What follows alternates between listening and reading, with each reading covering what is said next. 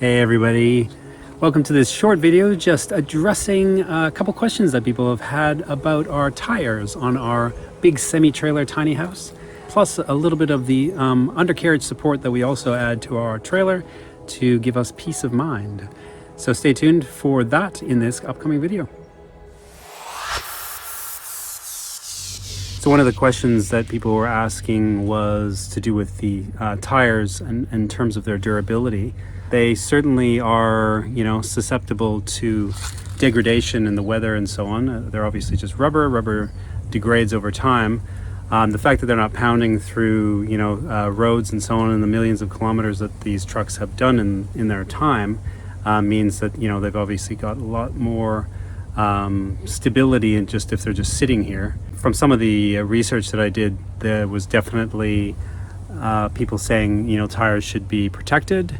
I started spraying the tires with a Armor All type product that is specifically made for keeping tires supple and making them last a bit longer. From looking at the tires, I can see that they have, almost all of them are just old tires that probably somebody threw on here when the truck stopped being kind of on the road all the time. So they're like retreads and so on. The retread part doesn't really make much difference because, it wasn't affecting the tire itself, I don't think, in terms of its wear. It was just more about, replacing bad tread. So in that respect, these tires on the main house anyways are actually in reasonably decent shape from what I can see. So we did have an interesting situation just a couple of days ago with our second trailer here, which we actually protect with a shade cloth in lieu of the spray. The other house is kind of under trees and so on, has dappled light, so I'm not as concerned with it. But this one definitely gets hit by direct sunlight for part of the day, and then the other side also gets hit, and so we have shade cloth on both sides. So with this particular trailer, we heard a sudden decompression sound when I was working the other day, and Heidi and I were both like, what was that? And it turns out that one of the old tires on P2 just suddenly burst. Yikes! That's always a bit of a worry when your entire house is supported by these rubber things. So yeah, you can see that it just kind of is a little bit floppy now, this particular one. Now, of course, on this one, the good thing is that there's 12 tires as opposed to the main house, which only has 6. And so yeah, losing one is not the end of the world by any means. But something we'll definitely have to keep an eye on and look at the sort of quality of these tires, which are, fairly dubious compared to the other trailer.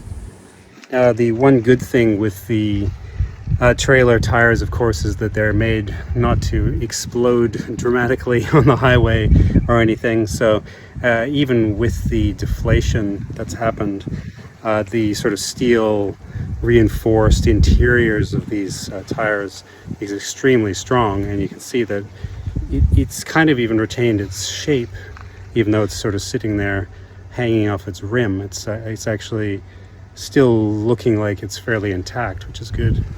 So yeah, definitely if we lose another one, then I'd say we start looking for some good replacements for these tires, just to make sure that they're well supported.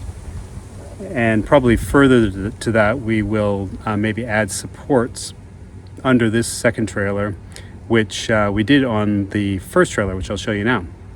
So a couple months ago, we started thinking about the possibilities of what would happen if for some reason the tires started deflating or exploding or something like that. And I got a bit concerned that we didn't have any kind of secondary kind of backup support mechanism for the entire trailer.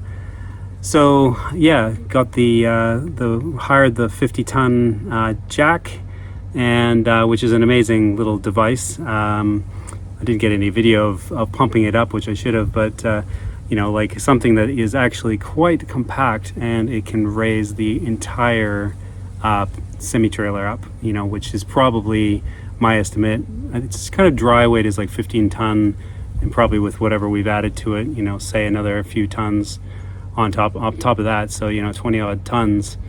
of stuff just being lifted by this one jack. And you can see the results of my first attempt when I did not support the landing pad properly, and basically it started pushing into the ground, you know, as well as compacted as this ground is.